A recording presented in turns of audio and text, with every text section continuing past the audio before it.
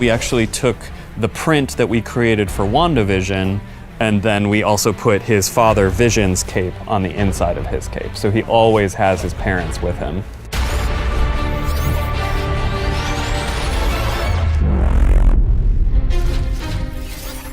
For Agatha, she's like an animal that needs a group but can't have it. And so we thought of her as a lone crow. We created this very unique lapel that sort of is like the way that feathers lay together. In the belt, there's little hints at crow's feet. This coat in particular I'm obsessed with because the lining is all runes. We created this graphic of a murmuration of birds, or crows in this case, and as they dive down, the birds start to transform into magic runes. From left to right, it's Agatha's journey on the entire show. A lot of work went into this really, really beautiful jacket, which is the Green Witch. It was as if she was wearing a blazer in the real world, and then she transformed it with all of these natural, organic elements. We kind of came up with an idea that because I'm the Green Witch and because I kind of control like plants and trees, and at any time like I could just like bloom a flower out of my hand. What happens next? This is Lady Death. And that is who the Green Witch reveals herself to be. She is actually death itself.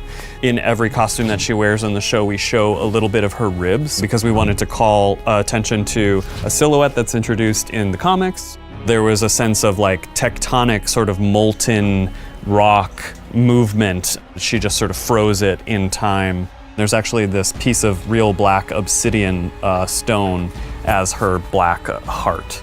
You don't have a heart. Yes, I do. It's black. And it beats for you. And then we've got her cloak. It's like the hollow of a tree. And so that she is always sort of looking at you from inside this very natural space. Billy's costume, the teen. This is Billy's hoodie, which starts as navy blue.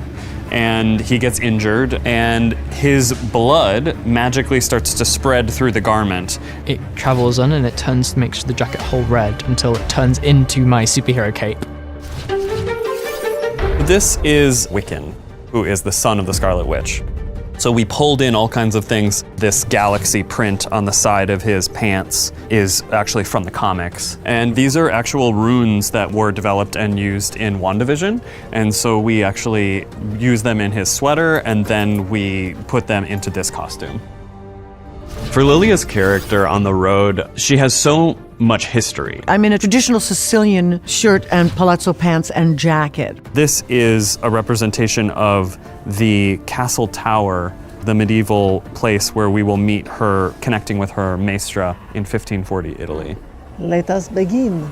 And we also wanted to have this shawl collar that would be a little bit of a showcase for some of these embroidered vignettes that we created. When she finally reads the tarot cards correctly, it is revealed that she is the Queen of Cups, which is a character from the tarot. And then this is an empty proscenium because Patti LuPone, come on. I love Alice's look too. We designed this jacket that has sort of all kinds of gack and metal quality to it. There's also this evil eye cutout that she has in her costume, and all of these amulets. A necklace that included some claws. That is the one thing that she's kind of taken from her mom. And we even created this image that's on the back. Her mother died in a hotel fire. So the greatest pain of her life is actually painted on her back. And yet, through that fire and through that destruction is our salvation and clarity. Jennifer Kale, what an interesting character. The print that's on her dress is many different small graphic elements of the potions that she either uses in the show or would use in her cosmetics. There's like hands that are bound by rope. This crystal chain piece also represents being bound and kind of locked up. The costumes really do tell a story, and I like that they added so much to the story with what they've created.